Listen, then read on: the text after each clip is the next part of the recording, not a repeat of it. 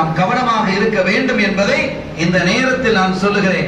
இங்கு இருப்பவர்களுக்கு மாத்திரமல்ல, இந்த செய்தி எத்தனையோ நாடுகள் கடந்து, ஊர்கள் கடந்து, கண்டங்கள் கடந்து செல்லலாம் இல்லையா, பதிவாகி கொண்டிருக்கிறது.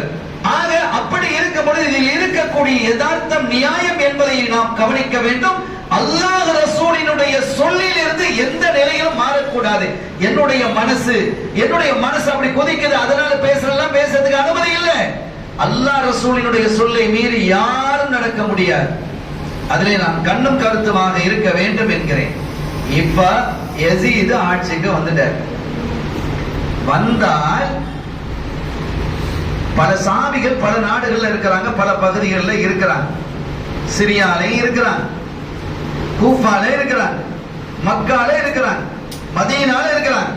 அந்த சஹாபிகளுக்கெல்லாம் இப்படி யசீத் ஆட்சிக்கு வந்தது சரி அல்ல என்று படுகிறது. குறிப்பாக 3 பேர் சஹாபிகளிலேயே உச்சமான இடத்திலே இருக்கக்கூடிய 3 பேர் இருக்கிறாங்க.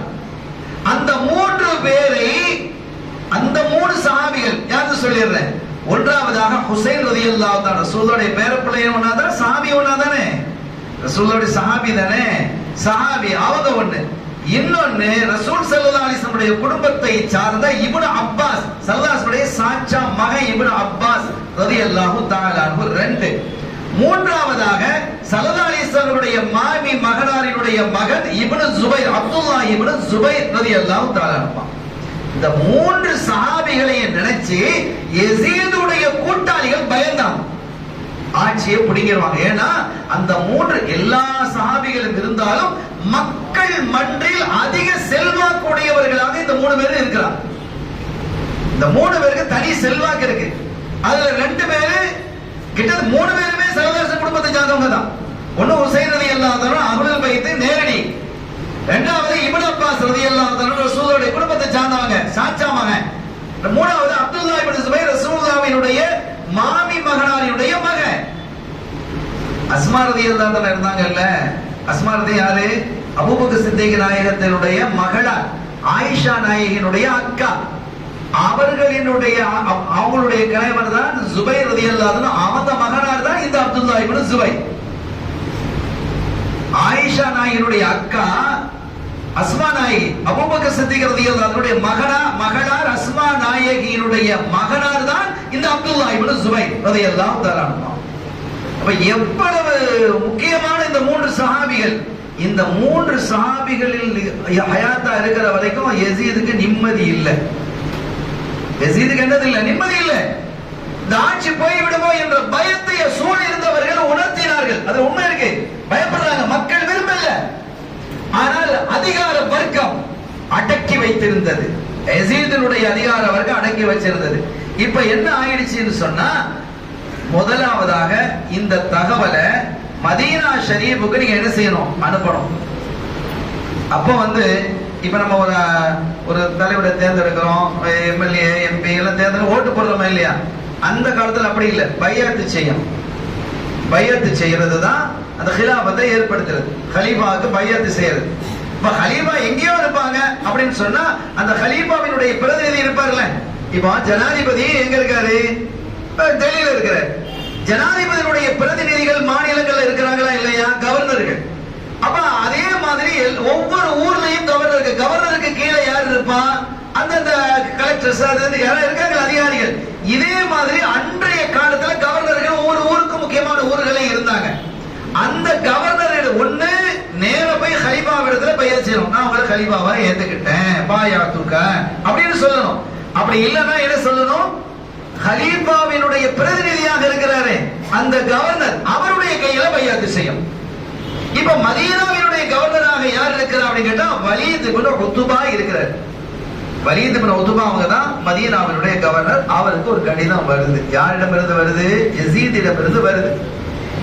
யார் எழுதுறா, நான் அமீருல் மோமினீன் யசீத் எழுதுகிறேன், மதீனாவினுடைய கவர்னர் ஆகிய வலீத் இப்னு உத்பாவிற்கு கடிதம் எழுதுகிறேன் அப்படின்னு சொல்லிட்டு, நான் இப்ப என்ன செஞ்சேன், முஆவியா ரலியல்லாஹு தஆலா அவர்கள் வஃபாத் ஆயிட்டாங்க, அல்லாஹ்வுடைய சமூகம் போய் சேர்ந்துட்டாங்க. இப்ப நீங்க என்ன செய்யணும், அங்க இருக்கக்கூடியவர்கள் இடத்துல எனக்கு என்னுடைய பகரமாக நீங்கள் இருந்து பையத்து வாங்குங்க. குறிப்பாக இந்த 3 பேர்ட்டையும் வாங்குங்க. அதிலும் குறிப்பாக ஹுசைனிடம் ரலியல்லாஹு தஆலா. அவருக்கு பயம் இருந்தது. ஹுசைன் ரலியல்லாஹு தஆலா நினைச்சு யாருக்கு பயம் இருக்கு? யஸீதுக்கு பயம் இருந்தது. அந்த பயத்தை ஊட்டியவர் அவர்களுக்கு ஆலோசகரா இருப்பாங்கல்ல. அப்ப இந்த வந்த போது இப்ப அந்த கவர்னர் வலீத் பின் உத்பா இருக்கிறார்ல, வலீத் பின் உத்பாவினுடைய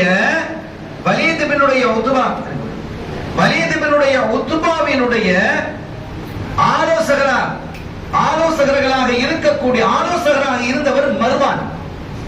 இவர் தான் இந்த சூழ்ச்சிக்கு காரணமானவர். பிரச்சனைக்கு சுழி போட்டவர் இந்த மர்வான் தான்.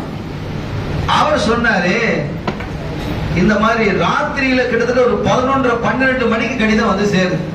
அந்த காலத்துல அப்படிதான் இருக்க, குதிரையில வந்து சேரும். கவர்னர் வந்து சேர்ந்தோட இப்படி மாவியார் ரலியல்லாஹு வஃபாத் ஆயிட்டாங்களாம். உடனே என்ன செய்யணும், எல்லாத்தையும் பையத்து வாங்க சொல்லி இருக்கிறாரு. குறிப்பாக ஹுசைன் ரலியல்லாஹு தஆலா கைய பையத்தை வாங்குங்க, அந்த அவர்கிட்ட பையத்தை நீங்க வாங்கிருங்க என்று யஸீத் எழுதி இருக்கிறார் என்று வலீத் இப்னு உத்பா என்ன செய்றார், மர்வான் எடுத்து தன்னுடைய ஆலோசகருக்கு சொன்னதும் மர்வான் சொன்னாரு, கவர்னர் ஜனாதிபதியினுடைய கட்டளையை நீங்கள் அப்படியே செயல்படுத்தணும். உடனே நீங்கள் என்ன செய்யுங்க, ஹுசைன் ரலியல்லாஹு தஆலா அவர்களுக்கு, அவர் ரலியல்லாஹு சொல்ல நாம சொல்ல இருக்க முடியாது இல்ல, அவங்களுக்கு நீங்க ஆள் அனுப்பி உடனே இப்ப வர சொல்லுங்க, கவர்னர் மாளிகைக்கு வர சொல்லி உங்க பையத்தை அவர் கையில வாங்கிருங்க, உடனே நீங்க என்ன செய்யணும், வாங்கணும் அப்படின்னு சொன்னதும் இந்த வலீத் இப்னு உத்பா கொஞ்சம் மென்மையான ஆள் தான். அவர் சொன்னாரு, என்னப்பா ராத்திரியோட ராத்திரி அவங்களெல்லாம் போய் அப்துல் பைத்தாச்சு, அவங்கள போய் நம்ம டிஸ்டர்ப் பண்ணலாமா அப்படின்னு. டிஸ்டர்ப் பண்றதுலாம் இது இல்ல, பெரிய வம்பா போயிடும். உடனே வாங்க சொல்லி இருக்கிறாரு ஜனாதிபதி. ஜனாதிபதிக்கு நீங்க கட்டுப்படணுமா இல்லையா? ஜனாதிபதி கட்டுப்படத்தான் செய்யலாம். இப்ப பையத்து தானே வாங்க சொன்னேன், வாங்க கூப்பிட்டு விடுங்க அப்படின்னாச்சு. அப்ப அதே சமயம் ஹுசைன் ரலியல்லாஹு வீட்டுல இருக்கிறாங்க, முழிச்சுதான் இருக்கிறாங்க, விழிச்சுதான் இருக்கிறாங்க. அவங்களோட சில நண்பர்கள் உட்கார்ந்து பேசிக்கிட்டு, மாவியார் ரலியல்லாஹு மூத்தான செய்தி ஒருத்தருக்கும் தெரியாதுங்க. அப்பதான் முதல் செய்தி கவர்னருக்கு வந்திருக்கு. அது ஹுசைன் ரலியல்லாஹு வீட்டுல உட்கார்ந்து நண்பர்களோட உட்கார்ந்து பேசிக்கிட்டு இருக்கிறாங்க. அப்ப கவர்னர் மாளிகை இருந்து ஒரு பணியாள் வந்து சொன்னாங்க, ஹுசைன் ரலியல்லாஹு அவர்களே, கவர்னர் அவசரமா உங்களை கூப்பிடுறாங்க, கவர்னர் அவசரமா உங்களை கூப்பிடுறாங்க, நீங்க போகணும், வரணுமா அப்படின்னு. அப்ப ராத்திரி 1 மணி ஆயிடுச்சு, ராத்திரி 1 மணி. அப்போ என்ன இந்த நேரத்துல கூப்பிடுறீங்க அப்படின்னு வீட்டுல உள்ளவங்க எல்லாம் கேக்குறாங்க. 1 மணிக்கெல்லாமா கூப்பிட்டு ஆள் அனுப்புவாங்க, அப்படி இல்லை, அதெல்லாம் காலையில பாத்துக்கலாம் அப்படிங்கிற மாதிரி சொன்ன போது ஹுசைன் ரலியல்லாஹு சொன்னாங்க, இருங்க, கவர்னர் கூப்பிட்டா நான் போறேன், கவர்னர் கூப்பிட்டு இருக்கிறாருல, அவர் நமக்கு அதிகாரி தானே, நம்ம கூப்பிட்டு நான் போதான் சரி, நான் போறேன், நீங்க போங்க, நான் வர்றேன்னு சொல்லிட்டு அந்த பணியாளை அனுப்பி வச்சுட்டு ஹுசைன் ரலியல்லாஹு செய்திக்கு சொல்றாங்க. பாருங்க என்ன அழகா சொல்றாங்க, சுப்ஹானல்லாஹ். நான் நினைக்கிறேன், என்னுடைய கல்வில அல்லாஹ் போடுறான், மாவியா ரலியல்லாஹு தஆலா அவர்கள் வஃபாத் ஆயிட்டாங்க சொல்றாங்க. செய்தி இது வரைக்கும் யாருக்கும் வரல, வராதில்ல. அப்பதான் முதல் செய்தி வேகமாக வரக்கூடிய குதிரையில கவர்னர் அனுப்பி இருக்கிறார். இப்ப அந்த இடத்திற்கு அவர்களுடைய மகனார் யஸீத் கலீஃபாவாக ஆகியிருக்க வேண்டும். அந்த யஸீதின் மூலமாக இவங்களுக்கு ஒரு கடிதம் வந்திருக்கணும். அந்த காரணத்தினால யஸீத் கலீஃபாவாக ஏற்று பையத்து செய்வதற்காக நான் கவர்னர் என்னை அழைக்கிறார் நான் கருதுறேன் அப்படிங்கிறான். எவ்வளவு துல்லியமா சொல்றாங்க பாருங்க, எவ்வளவு பெரிய ஆச்சரியமான விஷயம். நான் போய் என்னன்னு பார்த்துட்டு வர்றேன். ஹுசைன் ரலியல்லாஹு ரொம்ப துணிச்சலான ஆளு, லேசான ஆள் இல்ல, ரொம்ப தைரியமான ஆளு. அப்படி ஒரு தைரியமும் வீரமும் மிக்கவர்கள் ஹுசைன் ரலியல்லாஹு தஆலா. வீரத்திலாம் நீங்க பாத்தீங்கன்னா ஆச்சரியம், எல்லாத்தையும் விரிச்சு சொல்றதுக்கு நேரம் இல்லை. அருமையான பெருமக்கள் அப்படி என்ன செஞ்சாங்க, வந்தாங்க கவர்னர் வந்து உட்கார்ந்தாங்க. கவர்னர் அவர் கொஞ்சம் நல்ல மனுஷன் தான், கவர்னர் குழப்பம் இல்லை. யார் அந்த வலீத் இப்னு உத்பா, அவர் கண்டவுடனும் எழுப்பி உட்காருங்க ரசூலுல்லாஹ்வுடைய பேரப்பிள்ளையில வந்தீங்க, நீங்க உட்காருங்க, என்ன இந்த நேரத்தில் அவசரமா கூப்பிட்டுருக்கிறீங்களே, என்ன விஷயம்? அதே தான் சொல்லணும், மாவியா வஃபாத் ஆயிட்டாங்க, யஸீத் ஆட்சி வந்துட்டாங்க, நீங்க அந்த அடிப்படையில பையத்து செய்யணும்னு சொல்லி வந்திருக்குது. அதுக்கு இப்ப என்ன அவசரம்? நட்ட நெடுநிசையிலையா நீங்க இதை சொல்லி அனுப்புவீங்க? இதை எப்படி அறிவிக்கணும்? பள்ளிவாசல்ல வந்து என்ன செய்யணும், அவங்க வஃபாத் அறிவிக்கணும், யஸீத் ஆட்சிக்கு வந்திருக்கிறான்னு அறிவிக்கணும், அந்த அடிப்படையில பையத்து செய்யணும். இப்படித்தானே செய்யறது முறை. இப்படி எல்லாம் ஒரு வீட்டுக்கு ஆளை அனுப்பி எல்லாரும் வாங்க, ஒவ்வொரு வீட்டுக்கா நீங்க ஆளை அனுப்பிட்டு இருப்பீங்களா? இது முறையா அப்படின்னு கேட்டாங்க. ஆமா இது முறை இல்லதான். நான் இது காரணம் மர்வான் இருக்கிறார். எங்க இருக்கிறாரு? திரைக்கு பின்னால இருக்கிறார். அங்க ஒரு திரைக்கு பின்னால எல்லாரும் கேட்டுட்டு இருக்கிறார். அதனால நீங்க முறைப்படி செய்யுங்க. அதுக்கு பிறகு நம்ம பையத் செய்யறது செய்யலாம் பின்னால உள்ள விஷயம். நீங்க முறைப்படி செய்யணுமா இல்லையா? நீங்க முறைப்படி செஞ்சு நட்ட நினைவு சில யாராவது இந்த இஸ்லாம் அப்படி சொல்லுதா? இல்ல அப்படிலாம் சொல்லல, இல்ல நான் தெரியாம செஞ்சுட்டேன் அப்படின்ட்டு அவர் கேட்டு பயப்படுறாரு. அவரு ரசூலோட பிள்ளைகள் அது அகல் பைத்தலாம் அப்படின்ட்டு இந்த மருமானுடைய வேலை இது. அதுக்கப்புறம் ஹுசைன் ரலியல்லாஹு அன்ஹு போயிட்டாங்க. போனதும் மருமான வெளியில வந்தார். உமக்கு அறிவு இருக்கா வலியுது? அறிவு இருக்கா? நான் என்ன சொன்னேன்? உங்களுக்கு ஆலோசனை தானே நான் சொல்ற ஆலோசனை சரியாக இருக்கும். நீங்க தப்பு பண்ணிட்டீங்க. பையத்தை கண்டிப்பாக வாங்கி இருக்கணும். அப்படி பையத்தை செய்ய இல்லை என்று சொல்லியிருந்தா நீங்க என்ன செஞ்சிருக்க தெரியுமா? ஹுசைன் ரலியல்லாஹு அன்ஹு தலையை வெட்டி இருக்கணும்னு சொல்றாரு மருமான். அப்பவே சொன்னார் மதீனாவிலேயே. இந்த சுழி போட்டதை இந்த மருமான் தான் இந்த ஆரம்பிச்சு வச்சது. இதுக்கு பிறகு செய்திகள் எல்லாம் அடுத்த நாள் காலையில அப்படி விரிவா போகுது. மக்கள் இடத்துல வர்றாங்க, பயிர் செய்யறது செய்யாம இருக்கிறது, பிரச்சனைகள் உருவாகுது. சில சாமிகள், சில முத்தியா என்று சொல்லக்கூடிய இப்னுல் முத்தியா என்று சொல்லக்கூடிய ஒரு கவிஞர், அவங்க எல்லாம் அப்படியே சொல்றாங்க. எல்லாரும் சொன்னாங்க, ஹுசைன் ரசூலுடைய பேரப்பிள்ளைங்களை நீங்க இதுக்கு மேல இந்த மதீனா ஷரீஃப்ல இருக்கிறது நல்லது இல்ல, அநியாயம் என்று நடப்பான் இந்த மருமான். அதனால நீங்க இங்க இருக்காதீங்க, நீங்க மக்கத்துல் முகர்ரமாவுக்கு போயிடுங்க. அங்க நிறைய சஹாபிகள் இருக்கிறாங்க. இப்னு அப்பாஸ் ரலியல்லாஹு அன்ஹு போனவங்க மக்கால தான் இருக்கிறாங்க. அப்துல்லாஹ் இப்னு ஜுபைர் ரலியல்லாஹு அன்ஹு அங்க இருக்கிறாங்க. அதனால நீ அங்க போறதுதான் நல்லதுன்னு அங்க இருந்த சஹாபிகளும் தாபியீன்களும் ரசூலுல்லாஹ்வுடைய குடும்பத்தை நேசிக்கக்கூடியவர்கள் எல்லாம் சொல்றாங்க. இப்னு முத்தியா சொன்னாங்க, நீங்க போறது எங்களுக்கு கஷ்டமா இருக்கு, உங்களை பிரிஞ்சு இருக்கிறது எங்களுக்கு கஷ்டம். ரசூலுல்லாஹ்வினுடைய இந்த ஊரை விட்டு மதீனா ஷரீஃபை விட்டு நாங்க உங்களை அனுப்பி வைக்கிறது எங்களுக்கு வேதனையா இருக்கு. ஆனா எங்களுக்கு வேற வழி தெரியல. உங்களுக்கு பாதுகாப்பு அதுதான். இப்ப மக்கா தான் உங்களுக்கு பாதுகாப்பு. அதனாலதான் நாங்க அனுப்புறோம். எங்களுடைய நெஞ்செல்லாம் கசங்குது. உங்களை விட்டு எந்த அளவுக்கு நேசிச்சிருக்கிறாங்கன்னு பாருங்க. அப்ப நேராக மக்காவுக்கு வந்துட்டாங்க. மக்காவுக்கு வந்ததற்கு பிறகு கூஃபாவிலிருந்து நிறைய கடிதங்கள் வந்து கொண்டிருக்கிறது. நிறைய கடிதங்கள் என்ன வருதுன்னா, கூஃபாவுல அங்கே நிறைய பிரச்சனைகள் இருக்குது. கூஃபா மக்கள் கடிதம் எழுதுறாங்க, ஹுசைன் ரலியல்லாஹு அன்ஹு நீங்க கூஃபாவுக்கு வாங்கன்னு. அப்ப அவங்க சொன்னாங்க, இருக்கிற வம்பு போதாதனால கூஃபாவுக்கு என்ன கூப்பிடுறீங்க? கூஃபால யார் இருந்தா? அலி ரலியல்லாஹு அன்ஹு கூஃபால தான் இருந்தாங்க. ஏற்கனவே என் தந்தை கூஃபால தான் இருந்தாங்க. அவங்களுக்கு ஒரு பிரச்சனை வரும்போது கூஃபாக்களா இருக்கக்கூடிய நீங்க சப்போர்ட் பண்ணீங்களா? இல்லையே. நீங்க காணவாரி விடுறாங்களப்பா. அது எல்லாரும் சொன்னாங்க, சாமிகள் பல சாமிகள் சொன்னாங்க. ஹுசைன் ரலியல்லாஹு அன்ஹு பார்த்து ஒருபோதும் நீங்க கூஃபாவுக்கு போகாதீங்க. எவ்வளவு கடிதம் வந்தது தெரியுமா? ஒரு 50 கடிதம் வந்திருக்குமா? அங்க வாங்க வாங்க வாங்க கூஃபாவுக்கு வாங்க, கூஃபாவுக்கு நீங்க பொறுப்பை ஏத்துக்கங்க, எங்களுக்கு பிரச்சனையா இருக்குது, இங்க இருக்கக்கூடிய அதிகாரிகளால் நாங்க தாங்க முடியல, தொல்லை தாங்க முடியல, நீங்க வரணும் அப்படின்னு கெஞ்சி கெஞ்சி கடிதம் எழுதுனாங்க.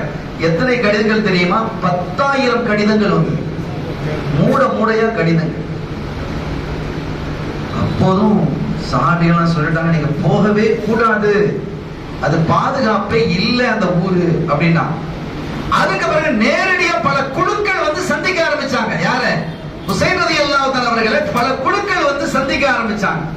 அப்படி சந்திக்க சந்திக்க சந்திக்க அடிக்க அடிக்க அம்மிய நகருங்கிற மாதிரி அவங்க சொன்ன வார்த்தை, ஒரு வார்த்தை ஹுசைன் ரலியல்லாஹு அன்ஹுடைய நெஞ்ச கலக்க வச்சுச்சு. சொன்னாங்க, ரசூலுடைய பேரப்பிள்ளை அவங்கள நாங்க படாத பாடுபடுறோம், பெரிய வம்புலையும் சிக்கலையும் வரியிலையும் அதுலையும் மாட்டிக்கிட்டு எங்களை அதாமப்படுத்துறாரு அங்க இருக்கக்கூடிய ஆட்சியாளர்கள்.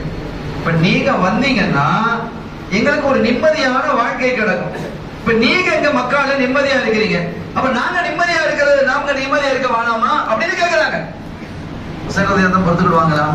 உங்களை யாருமா நிம்மதியா இருக்க வேணான்னு சொன்னா, இப்ப நான் அது பிரச்சனையா இருக்கக்கூடாது. இல்ல, நாங்க அத்தனை பேரும் கூபா வாசிகள் அத்தனை பேரும் உங்களுக்கு சப்போர்ட்டா இருப்போம், பிரச்சனை வராது, என்ன பிரச்சனை தான் நாங்க பாத்துக்கிறோம் அப்படின்னு கெஞ்சு காண கெஞ்சு கெஞ்சு என்று கெஞ்சுகிறார்கள்.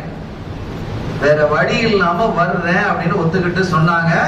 ஆனாலும் நான் உடனே வரமாட்டேன், முதல்ல நான் என்ன செய்யறேன், என்னுடைய சகோதரர் மகன், என்னுடைய சாச்சா மகன் அக்கீல் அவர்களை, சாச்சா யாருன்னா அலி ரலியல்லாஹு அன்ஹுடைய அண்ணன், அலி ரலியல்லாஹு அன்ஹு சொந்த அண்ணன், காக்கா.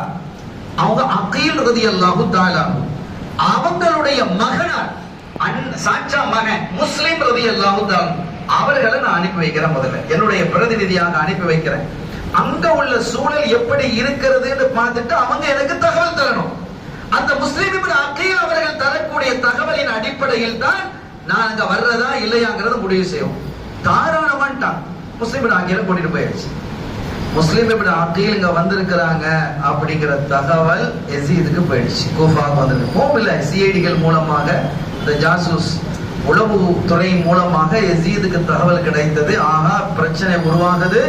இப்ப என்ன செய்யணும்? அந்த சப்ஜெக்ட க்ளோஸ் பண்ணணும், முஸ்லீமை கண்டுபிடிச்சு அங்க கொண்டுறணும் அப்படின்னு ஒரு முடிவுக்கு அவர் வந்து என்ன செய்யறாரு? இப்ப அங்க இருக்கக்கூடிய கவர்னர், எங்க கூஃபாவில இருக்கக்கூடிய கவர்னருடைய பேர் நுஅமான் இப்னு பஷீர். எல்லா வரலாறும் பக்காவா தெளிவா நம்முடைய இமாம் எழுதி வச்சிருக்காங்க. நுஅமான் இப்னு பஷீர் இருக்கிறாரு. அவர் வந்து ஒரு சாஃப்ட் கேரக்டர். அவர் வந்து இந்த அடாவடித்தனமா இருக்க மாட்டார். அப்ப இதுக்கு யாரு சரியான ஆளு அப்படின்னு பார்த்தா, பஸ்ராவுடைய கவர்னராக இருக்கக்கூடிய உபைதுல்லாஹ் இப்னு ஜியாத், ஷார்ட்டா இப்னு ஜியாத்னு சொல்றது. இந்த இப்னு ஜியாத் அடாவடித்தனமான ஆளு. எனவே இவரை தான் அங்க அனுப்பணும்னு சொல்லி நேரா என்ன செய்யறாரு? யசீது கடிதம் எழுதுறாரு. உபைதுல்லாஹ் இப்னு ஜியாத், நீங்க பஸ்ராவுக்கும் கவர்னர் ஆகிறீங்க, அங்கேயும் கவர்னர் ஆறீங்க. சில பேர் ரெண்டு மாநிலத்துக்கெல்லாம் கவர்னரா இருப்பாங்கல்ல, இப்போ நடந்தது. கவர்னரும் இல்ல, ஒண்ணும் இல்ல, எம்பியும் இல்ல, கம்மியும் இல்ல, கம்யூனிட்டி ஆச்சு. உங்களுக்கு தெரியும் தானே, ரெண்டு இடத்துல கவர்னரா இருந்து அதெல்லாம் கூத்துகள். இப்ப ரெண்டு இடத்துக்கும் கவர்னரா ஆக்கப்பட்டது. யார? இப்னு ஜியாத். கூஃபாவுக்கு நீதான் கவர்னர், பஸ்ராவுக்கு கவர்னர். கூஃபாவில முஸ்லிமை அரெஸ்ட் பண்ண முஸ்லிம் இப்னு அகீல் ரலியல்லாஹு தஆலா அன்ஹுமா ஸல்லல்லாஹு அலைஹி வஸல்லம் குடும்பத்தை சார்ந்த பிள்ளை அப்படின்ட்டாங்க. இப்ப அங்க வந்தாச்சு. முஸ்லிம் இப்னு அகீலுக்கு வந்து பார்த்தா சப்போர்ட்னா அப்படி சப்போர்ட் கூஃபால ஹுசைன் ரலியல்லாஹு அன்ஹு அவர்களுக்கு. அவர்கள் என்ன ஒரு நாளைக்கு ஒவ்வொரு வீட்டுல தங்குறாங்க. ஒவ்வொரு நாளைக்கு ஒவ்வொரு வீட்டுல தங்கக்கூடிய, எங்க வீட்டுல தங்குங்க, எங்க வீட்டுல தங்க, எங்க வீட்டுல தங்கன்னு ஆட்கள் வர்றதும் பையத்தை செய்யறதும், நாங்க உங்களை நாங்க ஏத்துக்கிறோம் பையன் செய்ய ஆரம்பிச்சிட்டாங்க. 1 2 10 100 1000 10000 18000 பேர். எப்படி இருக்கும்? அப்ப பார்த்தாங்க நிலைமை நல்லா தான் இருக்குது, நீங்க புறப்பட்டு வாங்க அப்படின்ட்டு முஸ்லிம் இப்னு அகீல் ரலியல்லாஹு தஆலா அன்ஹு கடிதம் அனுப்பிட்டாங்க. யாருக்கு? ஹுசைன் ரலியல்லாஹு அன்ஹு கடிதம் அனுப்பியாச்சு. கடிதம் அங்க வந்து கிடைக்குது. இதுக்கு இடையில இவர் வந்து சேர்ந்துட்டாரு. இப்னு ஜியாத் வந்து சேர்ந்து அவர் என்ன செய்யறாரு? முஸ்லீமை கண்டுபிடிக்கணும். அவர் மக்களை எல்லாம் அழைச்சு பள்ளிவாசல்ல பேசுறாரு. முஸ்லிம் இப்னு அகீல் இங்க வந்திருக்கிறார், யார் வீட்டுல தங்கி இருக்கிறான், எங்க இடத்துல ஒப்படைக்கணும், இல்லன்னா உங்க குடும்பத்தையே தொலைச்சிருவேன், ஒப்படைச்சீங்கன்னு சொன்னா உங்களுக்கு பொற்காசுகள் தருவேன், பதவிகள் தருவேன், இல்லன்னா சின்ன பின்னமாக்கிடுவேன், துவம்சம் செஞ்சிருவேன் அப்படின்ட்டு. இப்ப பயம் வர ஆரம்பிச்சு. இப்ப எங்க வீட்டுக்கு வாங்க, எங்க வீட்டுக்கு வாங்க, எங்க வீட்டுல வந்து தங்குங்கன்னு சொன்னாங்கன்னா இப்ப வாய திறக்க இல்லை. புரியுதா உங்களுக்கு? கூஃபா அரபியில ஒரு பழமொழி இருக்குது, அல் கூஃபி லா யூஃபி. அருமையா சொல்றோம் அரபியில, அல் கூஃபி லா யூஃபி. கூஃபாக்கார வாக்களித்தால் நிறைவேற்ற மாட்டான். அதாங்க நடந்தது. அலிநாயகத்துக்கு நடந்தது, ஹுசைன் ரலியல்லாஹு அன்ஹு அவர்களுக்கு அதான் நடந்தது. எங்க வீட்டுக்கு வா, எங்க வீட்டுக்கு வாங்க, இவன் இப்படி அறிவிச்சதும் பயது. ஆனா அந்த நேசம் இருக்குது, பயம் வந்துட்டு, நேசத்தை விட பயம் கூடிடுச்சு. பயம் கூடி எங்க வீட்டுக்கு வாங்க விட்டுட்டு கடைசி என்னாச்சு? ஹானி இப்னு மர்வான் ஒரு வந்தாங்க ரலியல்லாஹு தஆலா. அவங்க யாருண்டா அரசாங்க ஆலோசகர்கள்ல ஒரு ஆளு. யாருக்கு ஆலோசகர்? அரசாங்கத்துல கவர்னரா யார் வந்தாலும் அவங்களுக்கு ஆலோசகராக இருக்கக்கூடிய இருப்பாங்க இல்லையா, இந்த ஐஏஎஸ் ஐபிஎஸ் அதிகாரிகள், அந்த மாதிரி அவங்க. அந்த ஹானி இப்னு மர்வான் ரசூலுல்லாஹ்வுடைய குடும்பத்தின் மீது ரொம்ப பிரியம் கொண்டவங்க. அவங்க சொன்னாங்க, யார் வீட்டுல இல்லைன்னாலும் பரவாயில்ல, என் வீட்டுல மறைவா இருக்கேன்ட்டாங்க. அவங்க வீட்டுல தான் இருக்கிறாங்க. காலையில எங்க வர்றது? அரசாங்கத்துக்கு வர்றது. நைட்ல போய் முஸ்லிம் இப்னு அகீல் ரலியல்லாஹு அன்ஹு அவங்களுக்கு ஹிதமத் செய்யுது. வீட்டுல உள்ள எல்லாரும் பாதுகாப்பு, உணவு எல்லாம் பக்கவா இருக்குது, வசதியும் இருக்குது அவங்களுக்கு. அங்கதான். ஆனா யாருக்கும் தெரியாது அவங்க எங்க இருக்கிறாங்கன்னு தெரியாது, மக்களுக்கு யாருக்கும் தெரியாது. எனவே தேடுறதுக்கு வரும் நாள் போயிட்டு இருக்கிறது கண்டுபிடிக்க முடியல. ஒரு கட்டத்துல இந்த இப்னு ஜியாத், இந்த கவர்னர் இருக்கிறான்ல, இந்த கவர்னருடைய அடிமை மஅக்கல், அவன் பேர் மஅக்கல். அக்கல் புத்தி உள்ளவன், அந்த ரொம்ப புத்தி உள்ளவன், ரொம்ப கூட புத்தி. சில பேர் சொல்லுவாங்கல்ல, எங்க ஜாதிக்கெல்லாம் புத்தி கூட அப்படின்னு பேசுவாங்க, அந்த மாதிரி ஒரு ஜாதி. அப்ப அந்த மக்கள் சொன்னா எஜமான்ட்ட வந்து, எஜமானே இந்த முஸ்லீமை கண்டுபிடிக்க முடியலையா? முடியலையப்பா, இவ்வளவு சொல்லியாச்சு, யாருமே காட்டி தரல, என்னப்பா இவ்வளவு நாள் போயிட்டு இருக்குது? எனக்கு 3 நாள் தர்றீங்களா, நான் கண்டுபிடிச்சிடுறேன். என்னப்பா இத்தனை நாள் போயிடுச்சு, கண்டுபிடிக்க முடியல, நீ 3 நாள்ல கண்டுபிடிக்கிறேன். எனக்கு முடியும், நான் கண்டுபிடிக்கிறேன். ஆனா எனக்கு ஒரு காசு தரணும். நீங்க எவ்வளவு தரணும்? 3000 தீனார் தங்க காசுகள் தரணும். தந்தா கண்டுபிடிச்சிருவியா? 3000 30,000 தரேன், எனக்கு 3000 போதும், கொடுங்க, நான் கண்டுபிடிக்கிறேன் அப்படின்னு அவன் திட்டமிட்டு, சரியான திட்டமிட்டு என்ன செய்யறான்? ஒவ்வொரு பள்ளி வாசலுக்கெல்லாம் போறான். பள்ளி வாசல போய் அங்க யார் யாரெல்லாம் தொழுவுறா அப்படிங்கறலாம் நோட்டம் பெறான். வெளியூர் ஆள் மாதிரி அவன் இருந்துகிட்டான். ஆக்சுவலா வெளியூர் ஆள் தான். வெளியூர் இருந்துகிட்டு அவன் கடைசியில ஒரு பள்ளி வாசல இஷாவுடைய வேலையை தேர்ந்தெடுத்து ஒரு ஆளை பார்க்கறான். ஒரு சாலிஹான மனிதர் ஒருத்தர் தொழுதுகிட்டு இருக்கிறாரு பள்ளி வாசல்ல. அவர் தொழுகைலாம் முடிஞ்சு நிறைய போதிக்கிட்டு கொண்டுகிட்டு வித்துட்டு எல்லாம் முடிச்சிருக்கான். இவர் தான் நமக்கு சரியான ஆளு அப்படிங்கிற ஒரு முடிவுக்கு வந்துட்டான். வந்துட்டு அவன் என்ன செய்யறான்? தொழில் அவங்க முடிச்சு கிளம்பும் போது அஸ்ஸலாமு அலைக்கும் வலைக்கும் அஸ்ஸலாம் ரொம்ப பவ்யமா, அதுக்கெல்லாம் அந்த ஆட்கள் இருக்கிறாங்கல்ல, ரொம்ப பவ்யமா நடிச்சு, உங்களை தான் நான் பார்க்க நினைச்சிட்டு இருந்தேன். உடனே என்ன, நான் ரொம்ப தூரத்துல இருந்து வர்றேன், முஸ்லீம் இப்படி ஆக்கியங்க வந்திருக்கிறாங்களாமே, அவங்கள சந்திக்கணும், அவங்கள பார்க்கணும், ஒரு தடவையாவது அந்த முகத்தை பார்த்துடணும், ரசூலுல்லாஹி குடும்பத்தில் உள்ள முகத்தை சேர்ந்தவங்க, அவங்களோட கையில பையாத்தி செய்யணும், அவங்களோட காலை தொட்டு முடணும், தொட்டு முத்தமிடணும், அப்படிலாம் நான் ஆசையோட வந்திருக்கிறேன். எனக்கு இந்த ஊர்ல பெரிய என்னது இப்னு ஜியாதுன்னு சொல்ற அவன் பெரிய பிரச்சனை பண்ணிட்டு கிடக்குறானா, எப்படி பேசுறான் அவன் நிஜமா, இப்னு ஜியாதுக்கு பிடிச்சு கொடுக்கறதா வந்தீங்கிறான். அப்ப அப்படியெல்லாம் சொல்லி உங்களை பார்த்தா நீங்க எப்படியாவது அவங்களோட அந்த ஹதியா வேற கொடுக்கணும், தங்க காசுகளை வேற காட்டுறான். அப்போ அவங்க சொன்னாங்க, ஏன்பா இந்த ஊர்ல எத்தனை பேர் இருக்கிறாங்க, நீ என்ன வந்து பாக்குறியே, இதுக்கு நான் உனக்கு கிடைச்சனா அப்படிங்கிறது. இல்ல நான் பார்த்தேன், யார நம்புறதுன்னு எனக்கு தெரியல, பயமா இருக்குது, என்ன பிடிச்சு கொண்டு போய் இப்னு ஜியாதுட்ட விட்டுருவாங்களோன்னு பயமா இருக்கு, அதனால உங்க முகத்தை பார்த்தா ஒரு சாலிஹான நல்லடியாரா தெரியுது, அதனால என்ன நிராகரிச்சிடாதீங்க, அந்த ஸ்ரீதேவியை நான் எப்படியாவது பார்த்துடணும்னு கெஞ்சி அழ ஆரம்பிச்சிட்டான். அடே அழாதடா, நாளைக்கு சுபுகு தொழுதுட்டு இந்த இடத்துக்கு வா, நான் உன்னை கூட்டிட்டு போறேன். சப்ஜெக்ட் க்ளோஸா. அடுத்த நாள் கூட்டிட்டு போனோம். நேர போய் அவங்க கையில ஹதியாவை கொடுத்தான், கையை முத்தமிட்டான், காலை முத்தமிட்டான், நீங்க ரொம்ப நல்லா இருக்கணும், உங்க பையத்தை நான் செய்யறேன் அப்படி அப்படின்னு சொல்லி எல்லாம் முடிச்சுட்டு அவன் பெரிய பையத்தை நான் செஞ்சுட்டு வெளியில வந்துட்டான். அவனும் நடிப்பா இல்லையா, நடிச்சுட்டு வெளியே வந்து வேற ஒண்ணும் இல்ல, இப்னு ஜியாத் வந்து சொல்றான், அந்த முஸ்லீம் எங்கேயும் இல்ல, உங்க ஆலோசகர் ஹானி இப்னு மர்வான் வீட்டுல தான் இருக்கிறார். தெரிஞ்சு போயிட்டார். ஆளே நம்ம வீட்டுல இங்கதான் இருக்கானா? ஹானி இப்னு மர்வானை கூப்பிட்டு, அவங்க 2-3 நாளா வரல, ஹிதுமத்துல இருக்கிறாங்க, உடல் ராகத்தும் இல்லை. ஹானி நீங்க ஏன் வரல, கொஞ்சம் 2-3 நாளா காண இல்லையே? இல்ல எனக்கு உடல் சுகம் இல்லை. உடல் சுகம் இல்லையோ? ஆமா, அந்த முஸ்லீம் எங்க இருக்கிறாரு? முஸ்லீம் எங்க இருக்கிறாரு யாருக்கு தெரியும்? யாருக்கு தெரியுமா? இப்ப தெரியும் பாருங்க. அவங்களுக்கு எப்ப யோசனையா போச்சு. ஒரு கையை தட்டினா மக்கள் வந்து நிக்கலாம், இவனை தெரியுமா? நேற்று வந்தவன் தானே வீட்டுக்கு, அவனுக்கு டீ எல்லாம் கொடுத்துருப்பான், வந்தவனே பயசீல வந்திருக்கலாம், இவனை தெரியுமா? இவன் யாரு? என்னுடைய அடிமை. 3000 காசு கொண்டு வந்தானா, பையத்தை செஞ்சானா எல்லாம். அப்பதான் பார்த்தாங்க, ஆஹா வம்புல விழுந்துட்டமே அப்படின்னு. ஒரு கட்டாரி எடுத்து அடிச்சான், ஹானியனுடைய தலையில வெடிச்சு ரத்த சிந்தியது.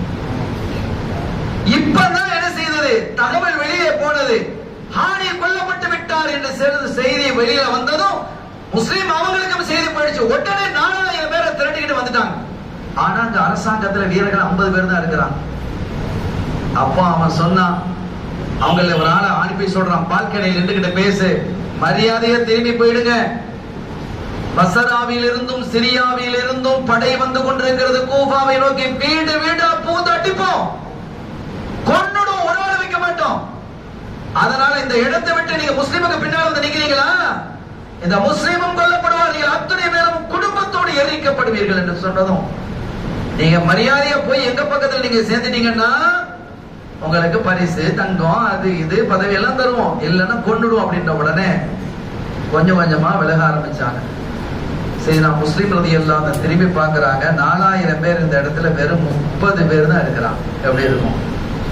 அந்த 30 பேரும் அப்படி இப்படிமா இருக்கிறான். புரிஞ்சிருச்சு.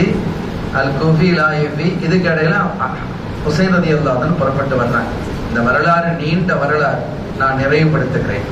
ஹுசைன் ரலியல்லாஹு தஆலா அவர்கள் புறப்பட்டு வரும் பொழுது இந்த இப்னு ஜியாதினுடைய படை சென்று என்ன செய்தது? அவர்களை தடுத்தது. இப்ப இதற்கு இடையிலே முஸ்லிம் இப்னு ஹஜ்ஜாஜ், முஸ்லிம் இப்னு அகீல் ரலியல்லாஹு தஆலா அன்ஹுமா தங்கறதுக்கு இப்ப வீடு இல்ல. அவங்க வீட்டை எடுத்து சீல் வச்சுட்டாங்கல்ல. செய்யறா ஹானி ரலியல்லாஹு தஆலா அவர்கள் அடிச்சு அவங்க ஷஹீதாகல அடிபட்டு கிடக்குறாங்க. சுயனர் வீட்டுக்குள்ள போக முடியாது, வீட்டுக்கு பாதுகாப்பு போட்டுட்டான். இவங்க வீடு போயிட்டாங்க. அங்க ஒவ்வொரு வீடுகளா போய் கேக்குறாங்க. அந்த வீட்டுல இருக்கிறவங்க எல்லாம் இவங்கிட்ட பையத்து செஞ்சவங்க எல்லாரும் கதவை மூடுறாங்க. கொஞ்சம் யோசிங்க. கண்மணி நாயகம் ஸல்லல்லாஹு அலைஹி வஸல்லம் குடும்பத்தை சார்ந்த முஸ்லிம் ரலியல்லாஹு தஆலா அவர்கள் தெரு தெருவாக வீடு வீடாக சென்றாங்க. எதற்காக? ஜனநாயகத்தை நிலைநாட்டுவதற்காகத்தான் இந்த நிகழ்வு நடந்தது. அநியாயமான அரசாட்சியை அழிப்பதற்காக, ஒழிப்பதற்காக, நீக்குவதற்காக, மக்கள் நிம்மதியான வாழ்க்கை வாழ வேண்டும் என்பதற்காக என்ன செஞ்சாங்க? ஹுசைன் ரலியல்லாஹு தஆலா அந்த போராட்டத்தை துவக்கினாங்க. ஆனா மக்கள் என்ன செஞ்சிட்டாங்க? துரோகம் செஞ்சிட்டாங்க. இதனால் ஏற்பட்ட கடைசில ஒரு வீட்டுல ஒரு கிழவி, நீங்க முஸ்லிம்ல முஸ்லிம் அக்கீலாம ரசூலுல்லாஹ்வுடைய பிள்ளைகளோ, நீங்க வாங்க, யாரு சொன்னாலும் என்ன, நான் உங்க வீட்டுக்குள்ள வச்சுக்கிறேன்னு ஒரு வீட்டுக்குள்ள வச்சுட்டாங்க. அவருடைய மகன் பிலால் இல்ல, அவங்க எல்லாம் வஃபாத் ஆயிட்டாங்க. ஐயோ, இந்த கிழவிட மகன் கூபாவை சேர்ந்த பிலால், அவன் பயந்து பயணிச்சுட்டா நேரம் எங்க வீட்டுல தான் முஸ்லீம் இருக்காரு போய் சொல்லி கொடுத்துட்டான். இனி அங்கே வந்து 50 வீரர்கள் உள்ளே வந்து அவர்களை அடித்து சின்ன பின்னமாக ஆக்கி, அப்பவும் அவங்க போராடினாங்க. அவங்களுடைய தலையை முட்டையடித்து கழுதையிலே வைத்து ஊர்வலமாக சென்றார்கள். யாராவது ஹுசைன் ரலியல்லாஹு அன்ஹு சப்போர்ட் பண்ண அவங்களுடைய நிலைமை இப்படித்தான், ரத்தம் ஓடு. கடைசியில் அவர்கள் ஷஹீதாக்கப்பட்டார். ஹானி இப்னு மர்வான் அவர் ஷஹீதாக்கப்பட்டார். இது எதுவுமே தெரியாமல் ஹுசைன் ரலியல்லாஹு அன்ஹு வர்றாங்க. அப்படி வரும் பொழுது பல நிகழ்வுகள் நடக்குது. கர்பலா என்ற இடத்திலே வைத்து இந்த இப்னு ஜியாதினுடைய படை, இந்த படையில் இருக்கக்கூடிய வீரர்கள், அவனுடைய தளபதி குறிப்பாக ஷிம்ர் அல்லது ஷிமார் என்று சொல்லக்கூடியவன், அவன் தான் என்ன செய்யறான்? மிகப்பெரிய ஃபித்னாவை ஏற்படுத்தி ஒரு கட்டத்துல இப்னு ஜியாத் அவனே சரி ஒரு ஒப்பந்தத்துக்கு ஹுசைன் ரலியல்லாஹு அன்ஹு வந்தாங்க. சரிப்பா, நான் இங்க வரல, நான் மக்கள் கூப்பிட்டு மக்களுடைய நலனுக்காக வந்தேன். இப்ப அது மக்களே என்ன செஞ்சு போயிட்டாங்க, மாறி போயிட்டாங்கன்னு சொன்னா நான் ஏன் வர்றேன்? நான் வரல, நான் திரும்பி மக்காவுக்கு போறேன். மக்காவுக்கும் போக கூடாது. அப்படியா? நான் யஸீதை போய் சந்தித்து பேசுகிறேன். பரவாயில்லையே, நல்லா போச்சே. இப்படி சேர்ந்து இறங்கி வந்துட்டான். ஆனா அந்த ஷிமார் விடல. இல்ல அவங்களை கைது செய்து அடைச்சிடணும் அல்லது கொண்டுடணும் என்ற திட்டத்தை தீட்டி கொடுத்தவன் இந்த ஷிம்ர் என்று சொல்லக்கூடியவன் தான். அவன் தான் கடைசியில் சையதுனா ஹுசைன் ரலியல்லாஹு தஆலா அவர்களை கர்பலாவில் ஷஹீதாக ஆக்கியது. அருமையானவர்களே, அந்த நடந்த யுத்தத்தை நான் விவரிக்கவில்லை. இந்த நடந்த வரலாற்றினுடைய சுருக்கத்தை நான் உங்களுக்கு சொல்லி இருக்கிறேன். இந்த சமூகத்தில் ஜனநாயகம் தழைக்க வேண்டும், மக்கள் நிம்மதியாக வாழ வேண்டும், சங்கடம் இல்லாத ஆட்சி அமைய வேண்டும், எல்லோருக்கும் நீதி நேர்மையான ஆட்சி அமைய வேண்டும் என்பதற்காகவே ஹுசைன் ரலியல்லாஹு தஆலா மக்காவை விட்டு புறப்பட்டு வந்தார்கள். இதுதான் நடந்த நிகழ்வு. உம்மு சலமா ரலியல்லாஹு தஆலா அவர்கள் ஹயாத்தா இருக்கிறாங்க. ரசூலுடைய மனைவிமார்கள்ல கடைசி வஃபாத்தானவங்க அவங்கதான். அவங்க ஹயாத்தா இருக்கிறாங்க.